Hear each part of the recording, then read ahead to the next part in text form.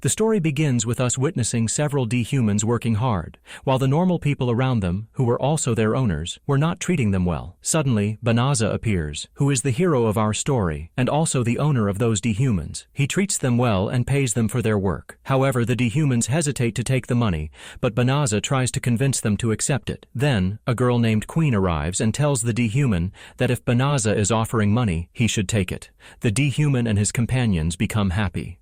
But the people around them were not pleased, and Banaza wonders why they discriminate against others. Suddenly, Banaza's body starts to glow and he disappears. We then see Banaza has been teleported to another world, where a man tells him that 198 hero candidates have been successfully teleported. Banaza is confused about what is happening. The old man welcomes Banaza to the magical kingdom of Clairvaux and calls him a hero. Banaza denies being a hero and thinks there must be a mistake. The old man explains that his kingdom has been fighting the Dark Army for a long time, and now he is summoning warriors from other worlds to help defeat them. A dehuman brings a crystal, and the old man explains that when God sends someone to become a hero, he also gives them strong powers. By touching the crystal, Banaza's powers will be activated. As soon as Banaza touches the crystal, his notification appears, and all his skills are just like a normal human's, surprising everyone because Banaza did not have any hero qualities. Excitement filled the air as another person arrived with a sense of purpose. We watched in awe as his status was impressive, and he declared that he must now save this world. Everyone forgot about Banaja and started treating the newcomer with great respect, even the king himself. Banaja felt completely alone and realized he had never even heard of this kingdom before.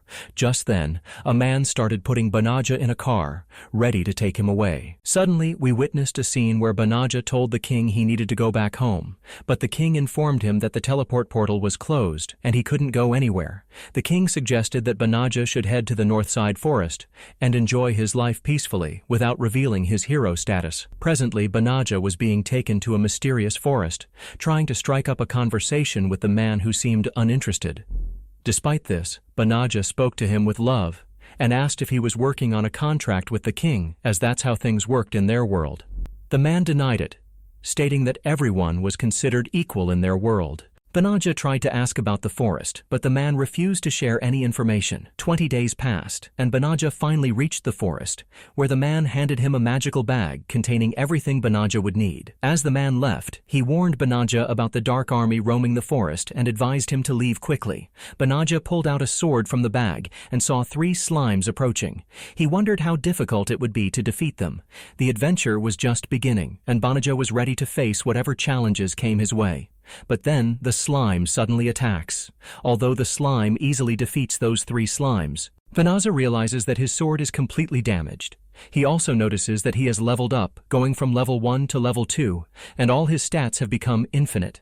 However, Banaza has no idea what the infinity sign means, so he is confused. Little does he know that he has become the most powerful human in this world. Suddenly, a voice speaks to Banaza, revealing that he has unlocked many magic spells. Then, a voice from Banaza's magical bag informs him that the king has placed a tracking device in his bag to attract monsters.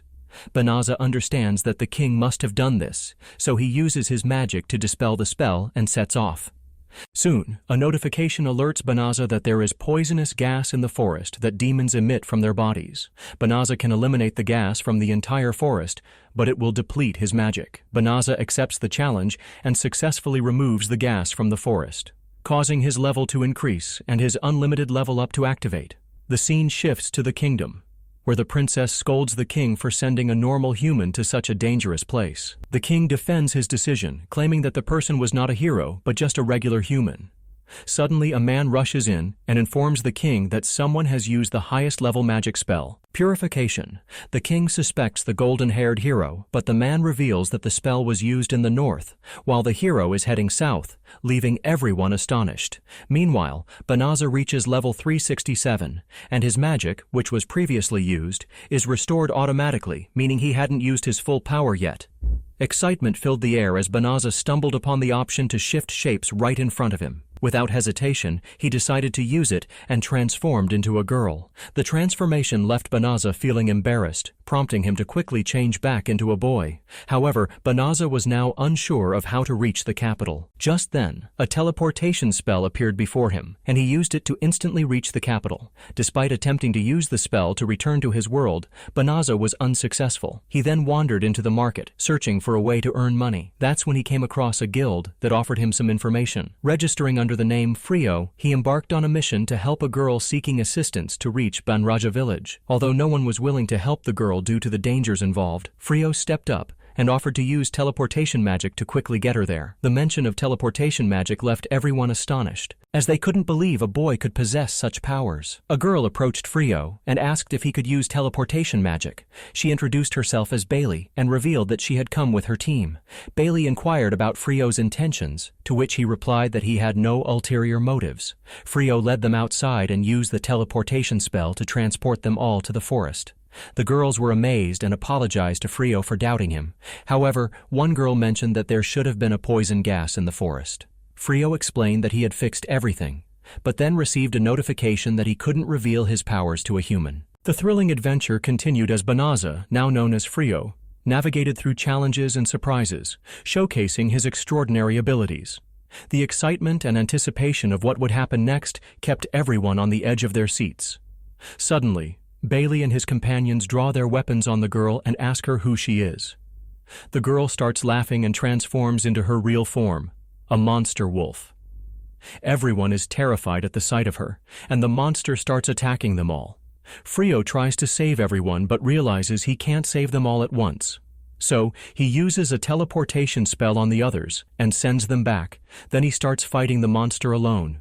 However, Frio struggles to use his powers effectively, and the monster keeps attacking him relentlessly. Just then, gravity magic appears in front of Frio, and he uses it to immobilize the monster. Another magic spell appears, allowing him to turn the wolf into his pet. But Frio refuses to do so, as he doesn't want to dehumanize the creature. The monster keeps trying to break the spell, but Frio refuses to use it. Eventually, the monster gets tired and falls down. It tells Frio to finish it off, but Frio removes his gravity spell and explains that he never wanted to fight it. It was the one attacking him. Surprised, the monster transforms back into the girl form. Frio is taken aback as the girl was not wearing any clothes. He quickly gives her some clothes and promises her that she won't harm humans, and in return, he won't harm her. Frio then searches his magical bag and finds something, while the girl falls asleep as she had exhausted all her powers. As the scene shifts to the evening, Frio wonders how he suddenly became so strong. Just then, the girl, whose name is Fenris, wakes up and finds clothes placed beside her by Frio. Fenris emerges wearing those clothes, and now her thoughts towards humans had completely changed. She no longer harbored as much hatred towards them as before. She tells Frio that she used healing magic on him because her powers had returned. Fenris informs Frio that anyone else in his place would have been killed, but Frio did not harm her and even helped her. Therefore, Fenris asks Frio to become her master, but Frio refuses because he did not want that. However, Fenris keeps insisting and finally threatens to take her own life if Frio does not agree. Frio is left with no choice but to listen to her. Frio then reveals to Fenris that he does not belong to this world and was summoned as a hero candidate, with his powers being weak at that time. The king left him to die because of this. Frio refuses to let Fenris stay with him, but she insists on staying with him anyway. The scene shifts to the hero king leading a large army to fight the Dark Army and returning alone. Instead of apologizing, the king tells the king that his soldiers were cowards and ran away in fear when faced with the Dark Army. The hero then starts to leave, and a soldier of the king tells him that the hero himself is a coward because he sent the army to fight while he stayed behind. As soon as their army started losing, the hero ran away. The king wonders how they found such a hero. The hero is also angry, thinking about how he has been practicing for so long and his level and stats have not increased much. His level may be enough to defeat a human or a small beast, but he cannot do much more.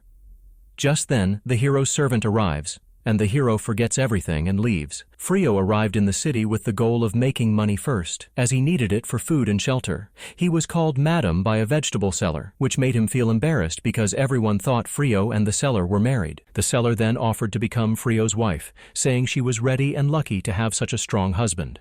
They both then headed to the guild, where the seller also needed to register. As she was about to give her name, Frio interrupted and gave her the name Riz instead. Suddenly, an urgent mission announcement was made as bears were increasing in the northeast, and the mission's price was high. No one wanted to take on the dangerous mission, but the seller reassured Frio that he could easily defeat any bear. Despite his fear, Frio was hesitant to take on the mission.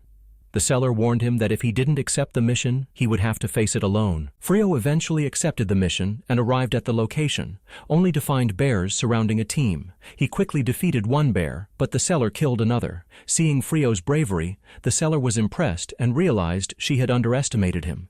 She asked about the girl behind him, and Frio explained she was just his partner. This made the seller uncomfortable, as she thought the girl was Frio's wife. As another bear attacked, the seller defended Frio with courage, making the bear apologize. The seller's fear turned into admiration as she saw Frio's true character. Upon seeing the bear, Fairies tells Frio that they should make the bear their pet. The Royal Knights team is astonished by this, but Frio uses a spell to transform the bear into a small and cute bear. The Royal Knights are amazed by this transformation. Fairies then suggests talking to Bailey Freo. They all gather in a house, and Bailey Freo is asked to train Fairies and her companions. The hero knights brought to fight the bear were quickly defeated, and the hero tells the king that they need a strong knight to fight the bear. Therefore, the king orders the house knights to become strong enough to defeat any beastly bear.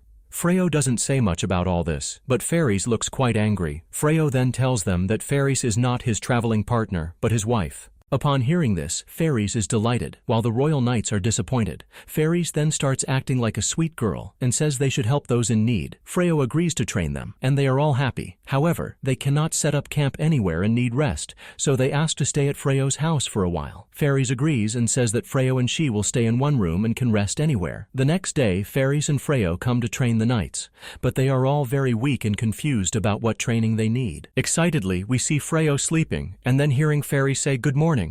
Freo sees Fairies sitting close by, and she tells him they need to act like a husband and wife, or else people will get suspicious.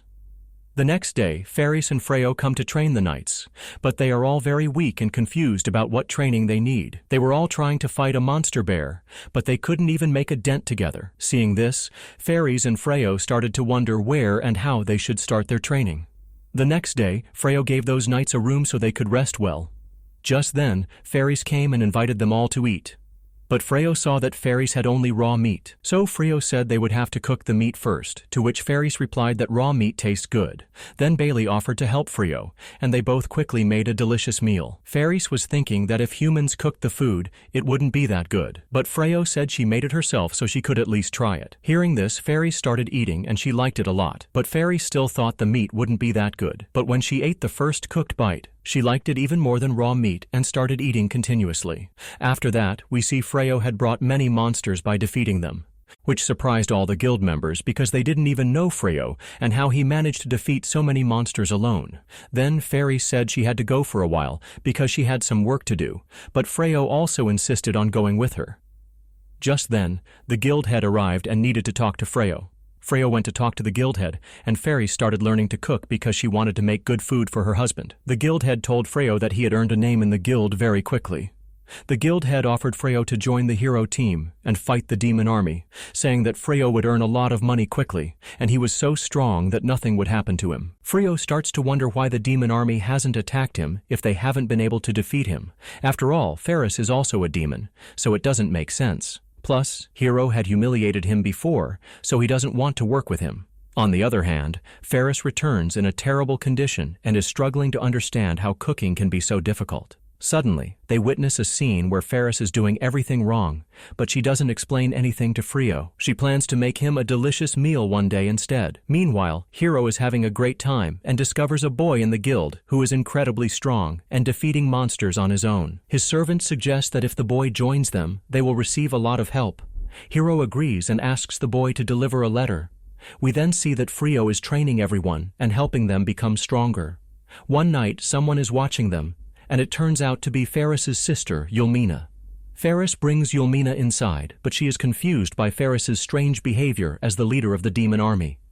Yulmina starts to believe that the boy has enchanted her sister. Ferris reveals that they are married, but Yulmina can't understand how her sister became so calm when she was part of the demon army. Yulmina tries to check Freo's status, but can't find anything. She questions why there are no monsters around anymore. Frio reveals that he used purification magic here, which makes Yulmina scream, "You're the one who killed our brother." Yulmina also accuses Ferris of killing their brother. Frio then asks Ferris if he really killed their brother. Ferris admits to the truth but says it doesn't matter anymore because their brother was weak and would have died anyway if he had known how weak he was. The knight overhears their conversation and realizes that Ferris is not human but acts like one to deceive others. Now, Yulmina challenges Ferris and Frio to a fight, claiming she wants to check her sister's husband's power. However, Yulmina actually wanted to kill Ferris and Frio. Ferris realizes this and tries to stop Frio from fighting, but Frio doesn't listen, and they all end up outside ready to fight. The battle begins, and Yulmina jumps and attacks Frio with her magic. However, Frio had created a counter spell on the ground that was meant to harm Yulmina and Ferris. Suddenly, Frio snaps his fingers, breaking Yulmina's spell. He tells her he won't allow her to harm Ferris. Frio then uses his magic to completely immobilize Yulmina, who was unable to move. Frio declares Yulmina's defeat, and she finally admits defeat, realizing how strong Frio truly is. The next day, Frio apologizes for hiding the truth from the four of them, and Ferris offers to file a complaint against him in the guild if he wishes. However, Bailey questions why they should file a complaint when they have all helped each other. Just then, Yulmina returns with a swarm of dragons and challenges Frio, saying he will never defeat her this time. Frio uses his magic spell to summon lightning from the sky, causing half of the dragons to die instantly, while the rest flee in fear. Yulmina is terrified, but Ferris is thrilled and exclaims to Yulmina that she underestimated her husband. Next, we see Frio and Ferris setting up barriers around their home, with Ferris growing increasingly angry at her sister. However, Frio is consumed with guilt, believing he has killed Ferris's brother. Ferris reassures Frio not to worry about it. Suddenly, a demon named Dark Van appears at Frio's house, wanting to talk to him and urging him not to fight. Dark Van questions Frio's decision to avoid fighting the king, to which Frio explains that he is just a simple human who wants to stay away from battles, as he doesn't even belong in this world. Frio admits he doesn't understand why demons and humans are fighting, unsure of who is right or wrong. Dark Van turns to Ferris, asking why she hasn't told him anything. Ferris reveals she wanted to keep her husband away from all this, hence the secrecy. Dark Van then reveals that 5 years ago, the demon king of this world had also teleported from another realm, possessing immense power and seeking to conquer this world. The fight began ever since. Dark Van displays his power and offers Frio to join his team, promising to grant him whatever he desires. Frio declines, stating he wants no part in this. Dark Van, understanding Frio's refusal, realizes that if Frio could say no to him, he must have also refused the king in a similar manner. As Bailey looked towards the dark forest, he saw a figure approaching. It was someone worthy of joining his army. This news frightened Bailey, causing her to faint.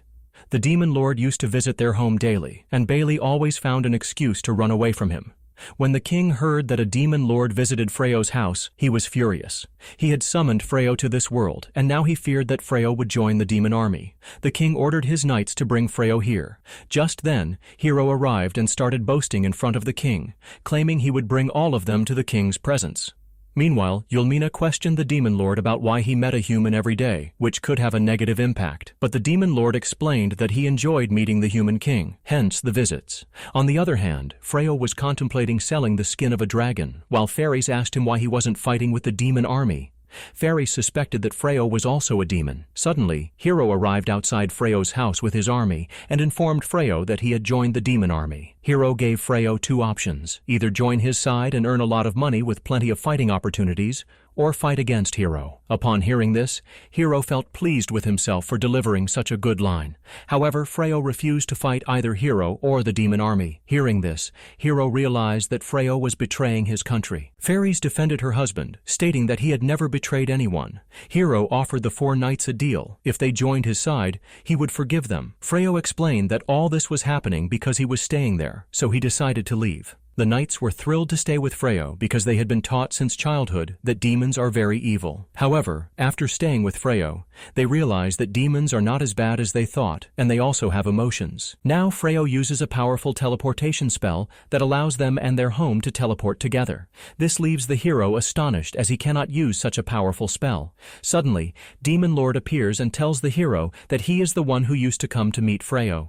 Demon Lord asks where the people who used to live in the house have gone. Demon Lord Lord gets angry to know that Freo has left. He orders his demons to prepare for a fight, making Ylmina very happy. The hero was so scared that he ran away, leaving everyone behind, and Freo had already left the city. After that, the demon army starts destroying all the bases of the knights one by one. And the knights couldn't even save themselves. A knight brings this news to the king and warns that if this continues, the demon kingdom will soon invade. The king asks where the hero is. The knight informs that the hero ran away in fear and is hiding somewhere. The king decides that they must find the hero at any cost and bring him out to fight. The king's people suggest that they must use purification magic to save themselves, but it will come at a great cost. Demon Lord also learns that they are using purification magic. Everyone starts using magic, even the king. We find out that with purification magic, they can stay safe for 2 to 3 months. Exciting times ahead. On the other hand, Friar comes home and Fairies is thrilled to see him. She asks him what he would like to eat. It turns out that Friar has started a new business where he had to go around selling weapons. Everyone starts asking him how his business is going. Everyone was also helping to run the house. We see that all of King's mages were in bad shape and it would take a lot of time for them to recover, because purification magic is a high-level magic spell that even a normal person cannot use. Even the king was quite ill, so Princess was left in charge for a while. Princess immediately removes the hero from his position. Everyone starts asking who will fight the demon if they remove the hero. Princess says that keeping him is not benefiting anyone because the hero disappears during battles. The hero is then removed, and he looks quite angry, but the knight also removes him by humiliating him. The scene shifts and we see Friar, who is tired, thanking Fairies for helping him get this far. Fairies is feeling sleepy, so she falls asleep. But Friar explains that when he first came here, he didn't know what to do. But today he has everyone with him, and he has a home to stay in and food to eat. Then Friar looks at Fairies, who was already asleep, and he also falls asleep. The next day, all 4 knights tell Fairies and Friar to go on a date. Fairies is happy to hear this, but Friar is unsure of what to do. The knights assure them that they will take care of all the household chores, so they don't need to worry. After that, they both go on a date, and both of them are very happy. Friar tells Fairies how much she has helped him so far, but Fairies points out that he hasn't even given her a gift yet. Fairies say that Freo is the best gift she could ever ask for. Freo tells Fairies to take whatever she likes from him. Fairies start thinking about what she should take. Then Fairies really likes a gemstone in the room, and Freo gives it to her. They both return home, and Fairies is jumping with joy. Watching this, the 4 knights start thinking, if only Freo was their husband. While everyone is sleeping, Fairies goes to Freo because she had a great day. Freo tries to push Fairies away, but she comes back to him, making Freo feel embarrassed. The scene shifts, and we see the hero in the treasure room of the kingdom, thinking that if he defeats the demon lord, he will become a hero again. Thinking about Freo, the hero says he will become even stronger than him. Suddenly a voice says, "If you want power, I can give it to you." The hero looks back and sees a hidden room. The hero enters the room and sees a sword. He decides to take revenge on Freo, so he removes the sword from its place. As soon as he takes out the sword, a tornado appears, and a girl named Hia, who looks like a genie, arrives. She asks the hero if he has set her free, to which the hero agrees. Hia then asks the hero to fulfill 3 wishes. The scene shifts, and we see the princess calling the mage and asking how long the purification magic will last. Suddenly they all receive a collar, and the princess realizes it's the collar of sacrifice. She quickly orders to go to the basement, where they learn that when someone asks a genie for wishes, they have to make a sacrifice. Then we find out that the last king also used the genie to stop the demon lord, but the genie ended up wiping out half of the kingdom's population. Then the strongest mage teamed up to capture the genie together. Princess then asks the old lady to find their town's protector, and the lady starts searching with her cards. She reveals that their protector has already been summoned, and his name is Friar. The lady then reveals Friar's location, and Princess decides to go ask Friar for help herself this time. On the other side, Friar is selling good armor for himself. Then Friar comes out and starts going to other places, and fairies tell Friar that he needs to spend time with them like before because now Friar is getting too busy, as he is also doing a permanent job. Suddenly, there is an error in the system, and Friar realizes that a genie is coming towards him.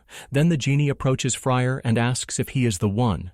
The genie reveals that someone has requested a wish to kill Friar, and we find out that the hero who requested the wish to kill Friar. The genie attacks Friar, but fairies intervene. Friar had used his shield, but the shield did nothing. Fairies start bleeding and fall to the ground. Fairies tell Friar to run, but Friar doesn't go anywhere. Then the genie starts attacking Friar, but now no attack was affecting Friar, and Friar Fire gets very angry, along with gaining new skills. Frio uses time reverse magic, but even Frio did not know if the magic would work or not. Just as the other Jinn was about to attack, Frio punches the Jinn in the face. This action surprises the Jinn, as it was the first time that someone had attacked him. The Jinn wonders how a human could be so strong. Frio continues to attack the Jinn, who is trying to escape and use magic, but Frio does not give him a chance and keeps hitting him. Frio was hitting the Jinn as if he was not in his senses, and Frio's face showed a deadly anger. After witnessing Fenris's injuries miraculously healed by Frio's time magic, she regained consciousness. Fenris was overjoyed to see Frio overpowering Jinn on her behalf. However, Fenris recalled that Frio abhorred violence and killing, and did not wish to engage in such actions. Despite Frio's intent to eliminate Jinn, Fenris intervened and persuaded Frio to refrain from actions he did not desire. Frio, taken aback by Fenris's return to normalcy, hesitantly embraced her to confirm her reality. Meanwhile, the princess arrives in Frio's city with her magic, and as soon as they arrive, all the collars around their necks break. Everyone is surprised, and the princess explains that someone has defeated the Jinn. On the other hand, the hero is trapped in the hero storeroom, with guards outside, and the hero is unsure of what to do. He was also cursing the Jinn because his wish was not fulfilled. Suddenly, the hero hears a voice from behind, and sees a dark shadow moving through the girl's body, who was a shadow of a witch. The girl then changes her clothes in front of the hero and introduces herself as Dameless. She promises to fulfill the hero's wishes. Dameless grants the hero so much power that he cannot even control himself and transforms into a beast, causing all the guards to flee.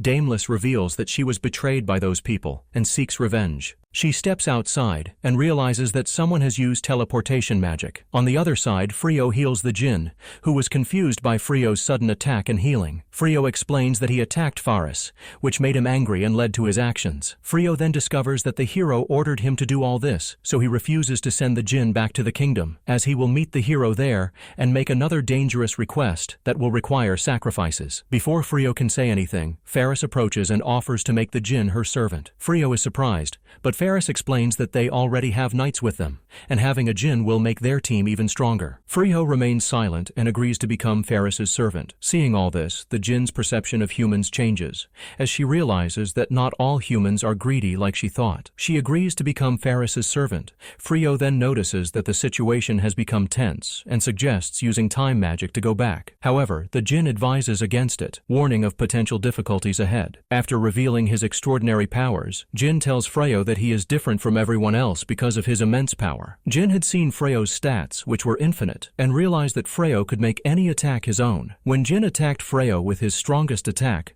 the attack rebounded back to Jinn, allowing Freyo to use that attack as well. Freyo was astonished to hear all this, as he couldn't understand when he had become so strong. Following this, Freyo takes Jinn home, leaving the other knights quite fearful, as Jinn had only been defeated by Freyo. In reality, Jinn was much stronger than anyone had anticipated. Freyo then informs everyone that Jinn is now with them and will be staying with him from now on.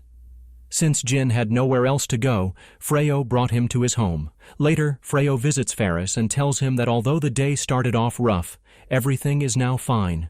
However, Faris lays Freyo down on the bed and sits on top of him. Faris tells Freyo that he is incredibly strong and will one day learn the magic that will allow him to return home. Faris also expresses that she doesn't want to stay alone here and would like to go back with Freyo when he returns home. Freyo tells Faris that he will never go back because in that world, demi-humans like Faris are not treated well and everyone is considered equal. Freyo then sits down and confesses to Faris that everything that happened today made him realize that he cannot live without her, and he wants to marry her. Faris admits that she has always considered Freyo her husband and was never acting. Now, they look at each other and lean in for a kiss. Meanwhile, princesses were searching for Freyo everywhere, but no one knew that Freyo was living there because his presence was unknown to all. The next day, Faris prepares a delicious meal and mentions that whoever helped her in making it, Jinn claims that she could have made a better meal in a minute with her magic, but Faris refused to let her do so. Faris assigns Jinn the task of washing clothes because she does it very well. Upon hearing this, all the knights start thinking that if Jinn does all the work, they will have nothing left to do, because Jinn can do every task quickly with her magic. Later, we see all the knights working diligently, which prevents Jinn from doing her work. Suddenly, a beast horse enters their field and starts disrupting their game. However, the four knights manage to control the horse together, and everyone thinks they should buy land nearby. In reality, their plan was to increase their work by having more land, so that Jin would not be able to do all the work alone, but they needed permission from Frio before doing anything. On the other hand, Frio comes to the market with Fairies, who is quite happy because she was out alone with Frio after a long time. Frio gets busy with her work, and Fairies is pleased to see her working from outside. Suddenly, the weather turns bad, and we see a monster coming from the sky, which was sent to kill the princess. In reality, it was the same witch who had come to kill the princess. Jin arrives with Frio, and Frio asks her why she is here. Jin explains that she sensed dark magic and came here. Jin reveals that the monster is actually a human transformed by the witch's magic. She also reveals that she was the strongest villain in the past, but the previous hero defeated her and sealed her, but now she is free. Jin instructs Frio to defeat the witch. Frio gives the order, but suggests fighting in a way that causes minimal harm to people. Veach had defeated all of the princess's soldiers, leaving only one child alive who was about to be killed in the final attack. However, just then Jin intervened and saved the princess. Seeing Jin there, Veach was surprised, and Jin informed her that she was not allowed to do anything there as per her master's orders. Veach then attacked Jin, but Jin managed to stop her. Veach tried to attack with her monster, but it was ineffective against Jin. Veach and the monster then attacked together, but still, nothing happened. This made Jin very angry, and she used a dangerous spell that made the monster grow significantly larger. The princess warned that the monster could destroy the entire kingdom in just one attack. However, the monster suddenly shrank, surprising Veach. It was revealed that Frio was behind this, and when he arrived, Jin warned him that if the monster did anything, many people in the kingdom would be killed. Veach was troubled by how easily Frio had neutralized her powerful spells.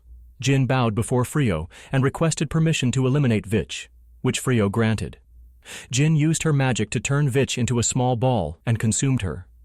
As soon as Veach was gone, the hero and the girl recovered, and Jin stated that she would now use Veach's power in Frio's service. The princess then approached Frio and revealed that she had been searching for him for a long time. She apologized for what the king had done and invited Frio to join them as their kingdom needed him. Frio was surprised that a princess was requesting him personally, but he declined, stating that he was happy with his wife and family and could not leave them. Frio returned home, where the four knights advised him to buy the surrounding land. Frio questioned their reasoning for doing so. She explains that if there is more land, they will be able to grow more vegetables, and they have some special horses that will have a place to stay, so Frio won't have to do any work either. Frio agrees, and starts calculating how much money it will cost to buy the land. Frio says that buying that much land will cost as much as buying a kingdom, because the place where they live is a safe place from demons, so the price of that place is quite high. Upon hearing this, everyone becomes quite sad, but Frio tells them not to worry because he will buy the land, and as the money keeps coming in, he will pay it off. Upon hearing this, everyone becomes happy and starts farming. Seeing everyone doing their favorite work, Frio is also quite happy and tells them to continue doing their best work because he enjoys that work. Frio says he will soon open his shop as well. Upon hearing this, Fairies becomes quite happy and tells her friends to buy things from his shop as well. But Frio asks Fairies if her friends are monsters, and if they come to the shop, humans will be scared and run away. Fairies says they will come in human form, so there is no need to worry. Then Frio gives Fairies a ring and tells her he also wears one, and she should wear the other one. Seeing this, Fairies becomes very happy. The next day, everyone asks Fairies how she met Frio. Fairies starts telling them that when she first met Frio, he didn't love her so much and he was just a normal boy. But now Frio has started loving her a lot.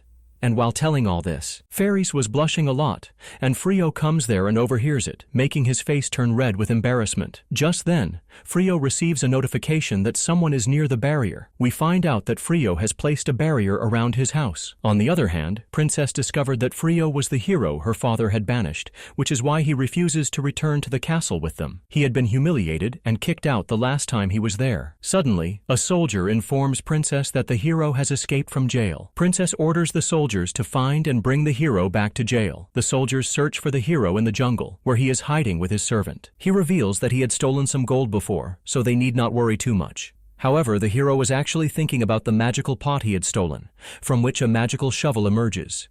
He digs a big hole in seconds and hides below. When the soldiers come to find him, they cannot see him. But now the hero wonders how he will get back up. the scene shifts to Eulemina, who is questioning Demon Lord about why he wants to bring Frio into their team, and if he might have gone far away by now. Demon Lord explains that it is not possible because Frio has not used teleportation magic outside the barrier yet, so he cannot go anywhere he has not been. Eulemina questions why they should bring Frio into their team when he could harm their companions. This angers Demon Lord, and he warns her that if Frio joins their team, they will not need anyone else and will win easily. Demon Lord then praises Eulemina for her loyalty. Another demon overhears their conversation. Eulemina informs Demon Darkvan's brother that she is considering adding a human to their team. This angers him as he is trying to kill all humans, and his brother is bringing them into the team. Darkvan's brother decides to kill his brother and become a Demon Lord himself. Making this decision, he starts to feel quite happy because he is the strongest here. Frio and Fairness were wandering in the town and observing how much damage people have suffered from their fight. An old lady tells them that her entire shop was destroyed, and her shop had been here for a long time.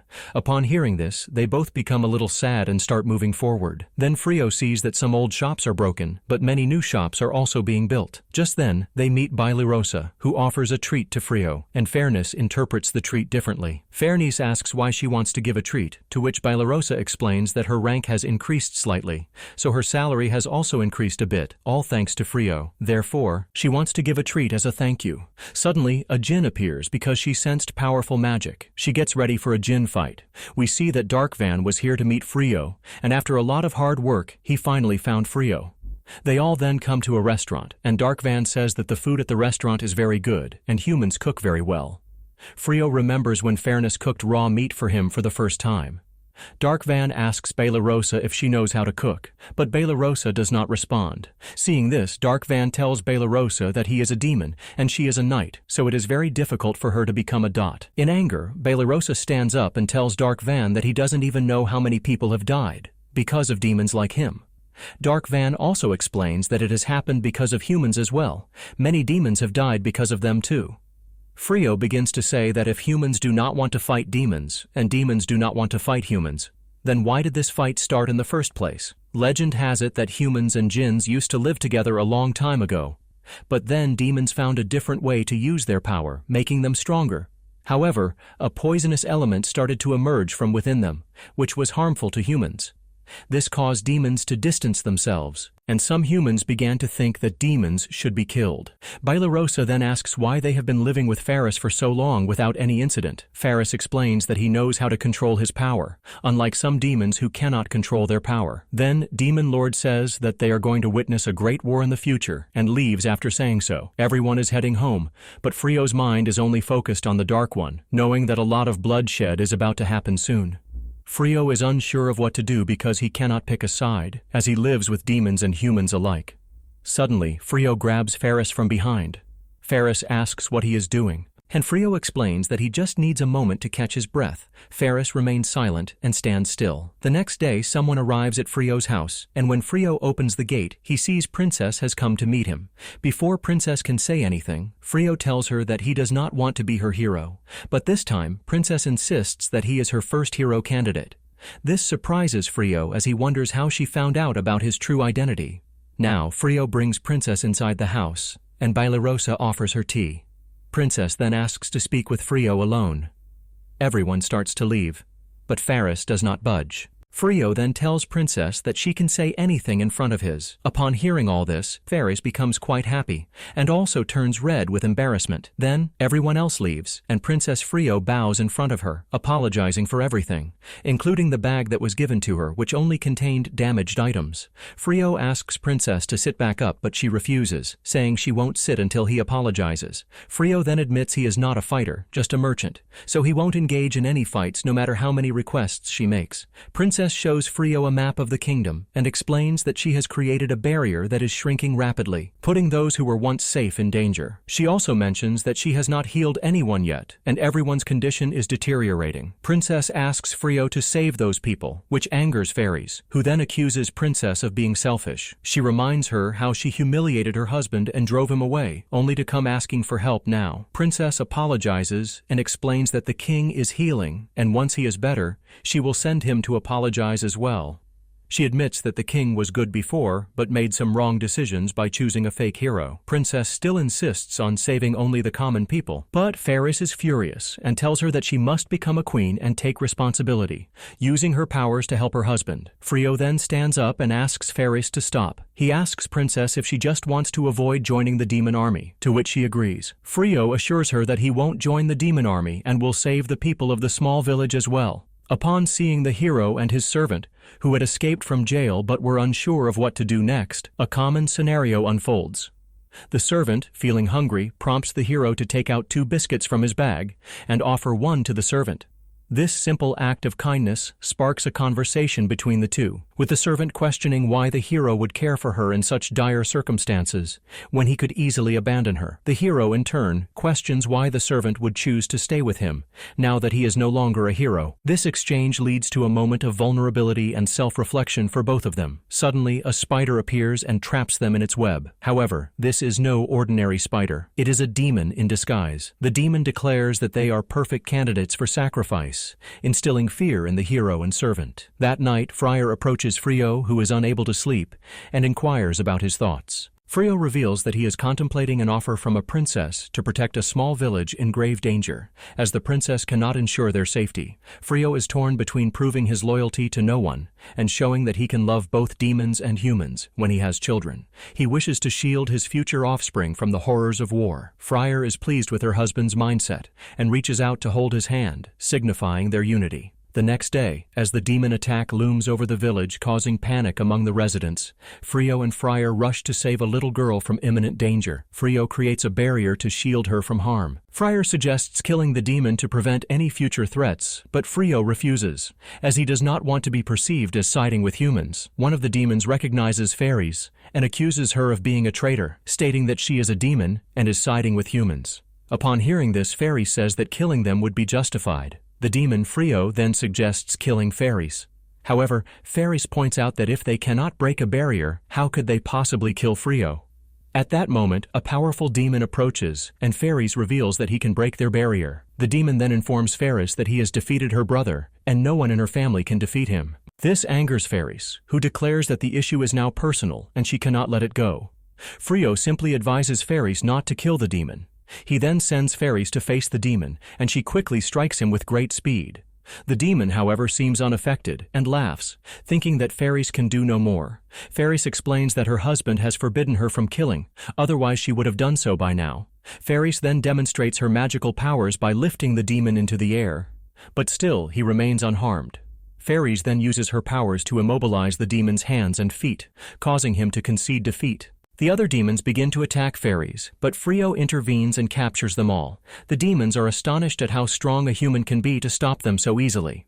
Frio commends Pharis for her actions, but jokes that she went a bit overboard with the demon. This surprises the demons, making them wonder whose side Frio is really on. Now, Frio commands all the demons to retreat, and if any of them even think of attacking again, he will kill them all, and they will never be able to return. Upon hearing this, all the demons were quite scared and asked Frio whose side he was on, to which Frio replied that he is a common human whose wife is a demon. All the demons then flee, but Frio tells Fairness that if they receive the order to return, they will attack again.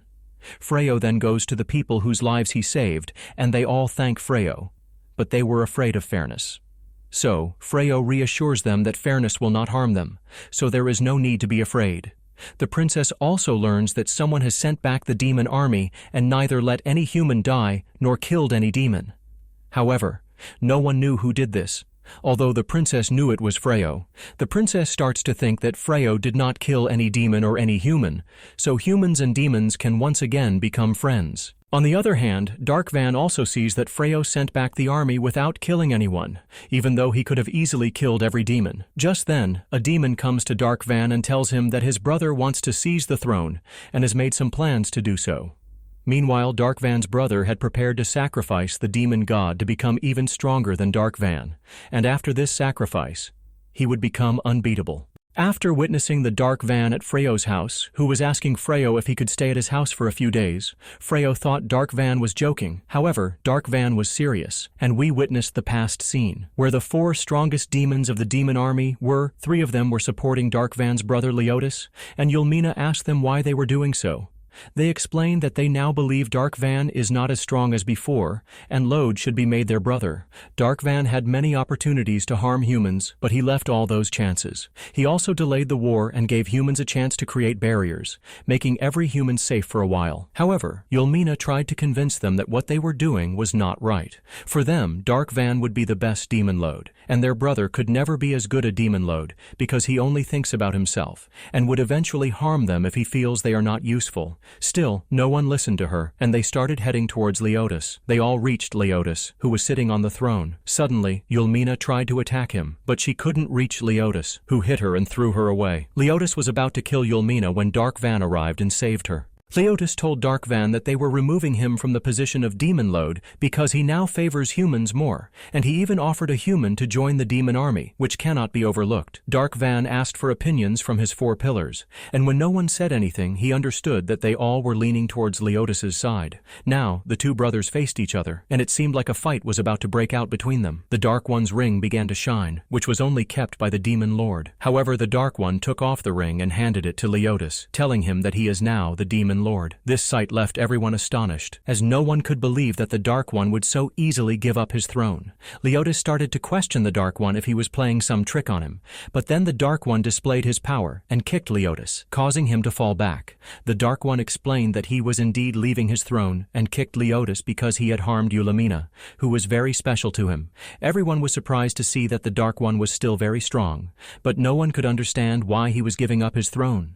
If the Dark One continued to fight alone against all of them, he would easily defeat them. The Dark One then informed all the Frios that his brother, Lode, had become the Demon Lord, and he needed some space to stay in their house. The Dark One believed that the Frios' house could be a better place for him, and Frios had also become a good friend to him. Suddenly, Bilyrosa arrived, and seeing her, the Dark One's condition deteriorated. However, the Dark One told Bilyrosa not to fear him anymore, as he was no longer the Demon Lord. The Dark One explained that the attack on humans was also ordered by his brother. When Fenris asked about the demons who used to work with him, the Dark One revealed that even they had left the army. The Dark One then expressed his satisfaction with the fact that he had found a good way to drive away the demon army, neither siding with the demons nor the humans. Fenris was surprised at how the Dark One knew all this, but the Dark One simply smiled and said that even though he may not be the Demon Lord anymore, almost all the Dark Ones had agreed to give them a place to stay. But Bilyrosa stood up and said that even though the Dark Ones had become better, they were still demons. However, Fairies mentioned that when she was young and had nowhere to stay, the Dark Ones had kept her with them. Now, if the Dark Ones needed her, she would leave them just like that. Listening to all this, Bilyrosa also had to agree with them, and Ferris was secretly quite happy because a very strong demon had come to their side. However, Bilyrosa was not feeling very happy about staying with the Dark Ones, but she had to agree because Frio liked the Dark Ones, and they had become good friends. After that, we see Frio showing how he makes weapons and runs his home. Then Dark One sees some shields made from dragon skin. Seeing them, Frio explains that he did not want to kill those dragons, but he had attacked them first and had no other choice. Dark One tells Frio not to be sad, because he also knows that the dragons had attacked first. Yulmina was also watching Dark One talking to Frio, and she tells Fairies that if the Dark Ones talk so nicely to humans, she worries about them. But Fairies tells her not to worry about anything. Then Dark One explains that because of the spells Frio used on the shields, she had become quite powerful. If the human army used them, it could be very difficult for the demon army. Frio explains that's why he tried to make the shields as strong as possible to have a fair fight between humans and demons. Yulmina and Fairies were also watching this, and Yulmina couldn't understand when Dark One started liking talking to humans. Dark One seemed happier with Frio than he had been with demons for a long time. Fenris asked Yulmina if she loved Dark Van because she always stayed close to Dark Van and believed everything it said. Yulmina had never even called Dark Van by its name, to the point that Dark Van didn't even respond anymore. Yet Yulmina never spoke to it normally. Hearing all this, Yulmina blushed with embarrassment. That night, they all had a lot of conversations and fun together. However, Bilyrosa sat alone, looking quite different from the rest. Eventually, everyone fell asleep, except for Bilyrosa. Fenris and Frio brought her food and told her to cheer up, as she had been feeling disappointed since morning. Frio mentioned that everyone here only wanted to be happy, and the best part was that they were not on anyone's side and would always stick together. Bilyrosa started praising Frio, saying how great he was and how they were all able to stay at peace because of him. Otherwise, they would have been in the war war like the rest of the knights or following the king's useless orders. Bailarosa mentioned that she was the only one who didn't do any work and felt like a burden on them. She tried hard to get rid of her anger towards the demons from her mind, but couldn't, as she had never been to war against the demons. She had seen those who had gone and their crying families, so she could never forgive the demons. Bailarosa had seen the families of common people crying because everything they had was destroyed by the demons' attack. She had also witnessed the destruction caused by the demons in her village, where they spared no one. It was a difficult and tragic experience that ended many lives, and Bailarosa was the only survivor to tell the tale. Bailarosa admitted that even though Dark Van may not have the demon load anymore, it was still a demon at heart, and nothing had changed. Frio asserts that nothing can be changed so easily, especially the suffering caused by demons in Bailarosa. The extent of the pain endured by the residents is unimaginable, and Frio is not suggesting that they forget it all. They simply desire good demons like those in the dark forest to mingle with Bailarosa.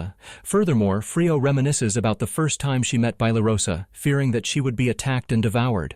However, upon seeing Frio, Bailarosa remarks on her charming appearance, concealing her true malevolent nature. Frio is enamored by Bailarosa's beauty, believing she has never harmed a fly.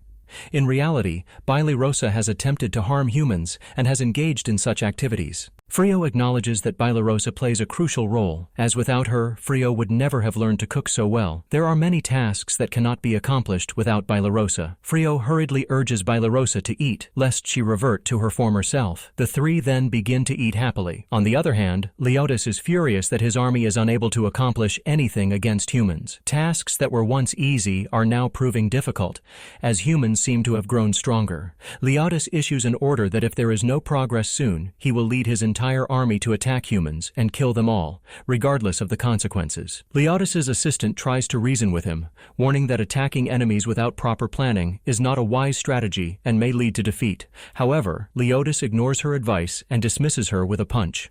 Leotis departs, contemplating the strongest demons and how the Dark Forest never made decisions without thorough knowledge beforehand. Dark Van's army was like his family, and he could never put them in danger. However, Leotis is completely different and will do anything to secure his victory. The next day, Bailarosa tells Dark Van that he can stay here, but if he tries to harm anyone, she won't spare him. Upon hearing this, Dark Van is pleased that he has been accepted. He reassures her that there is no need to worry because he will not do anything to break their trust or make them regret keeping him with them.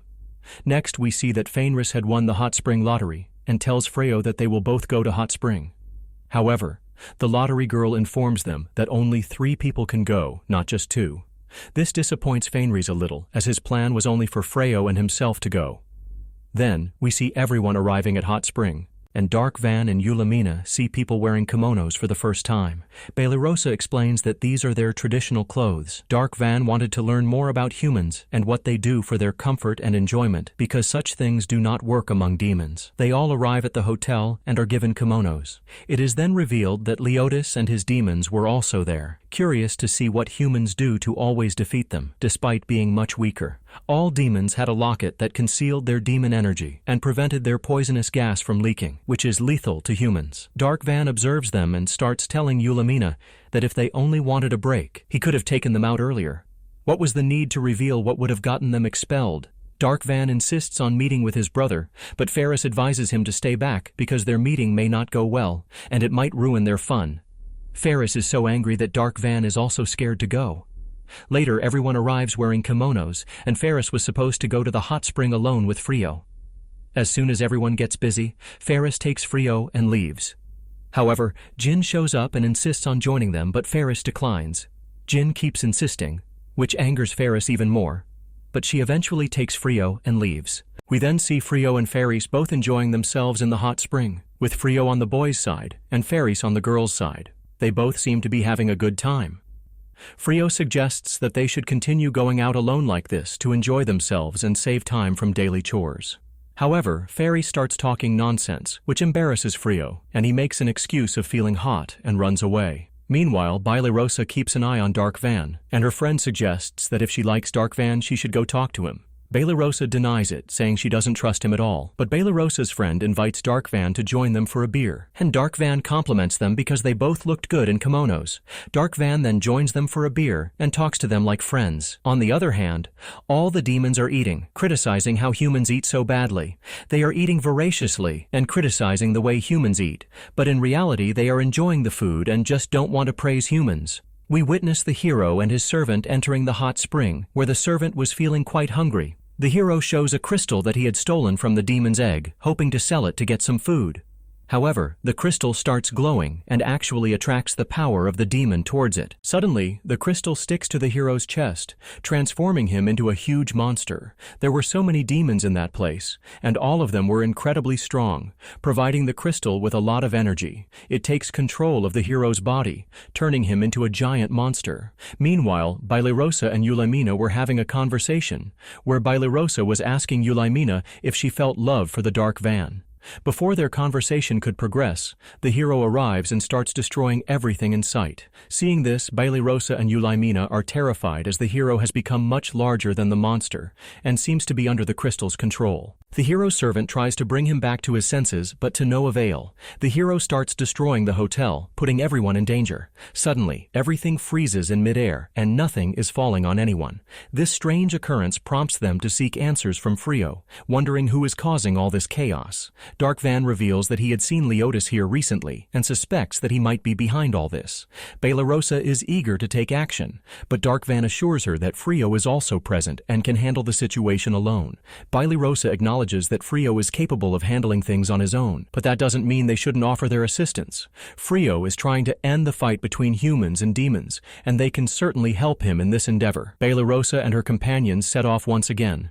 Eulimina informs Dark Van that Leotis has advised them to stay away from all these things, but should they help them? Eulimina hesitantly states that they are demons, and if they save humans, they will be tainted. However, with their holidays going awry, it won't make much of a difference now. Just then, Dark Van arrives at the scene. Fenris approaches Dark Van in a fit of anger, accusing him of doing nothing. Leotis then appears and declares that things are about to get interesting. Leotis attacks Dark Van, but Dark Van not only defends himself, but also saves others from Leotis's attack. Meanwhile, Bailarosa reaches Frio and informs him that everything has gone wrong, with everyone fighting amongst themselves, including Dark Van. However, Frio trusts Dark Van completely, and believes he would never do such a thing. Frio reassures Bailarosa that if Dark Van is handling the demons, there is no need to worry, as he can save the people at the hotel. On the other side, Dark Van is engaged in a battle with his brother, and Leotis manages to capture Dark Van. However, Dark Van easily frees himself from Leotis's grasp. Eulimina reveals that as long as they are not separated from the humans, the monsters cannot be defeated, and Dark Van is also absorbing the power of the crystal within him. Fenris claims that she can rid humans of heroes, as her trip is being ruined because of them. She confronts the hero and strikes him, causing the crystal to shatter and the hero to fall back. The hero's servant was also about to fall, but Dark Van saves her, stating that he cannot let anything happen to a human. The monster disappears. Leotis then launches another attack on Dark Van. Both are equally strong, and no one humans originally created this spell to capture demons, but now Dark Van has also mastered this spell very well. The hotel staff were in a state of distress as they were able to capture all the demons. Leotis was very angry and demanded a fight with Dark Van. Suddenly, all the demons disappeared. The date of fairies was ruined, so she was attacking the hero very badly. The servant could not see all this, but Ferris said she was extracting Dark's energy from within the hero. Then, Frio called fairies, and she happily left the hero and walked away. Then, they all helped the hotel staff. Frio used magic to restore the hotel to its original state, and they all together cleaned the hotel. The hotel owner was so impressed by Frio's help that he provided him with all the facilities to ensure he had the best vacation of his life. After that, we see everyone enjoying the hot spring together and Frio talking to Dark Van. Dark Van tells Frio that he is not afraid of anything, and such people are very rare. Frio asks him why he thinks so. Dark Van explains that when they first met, he showed him all his power,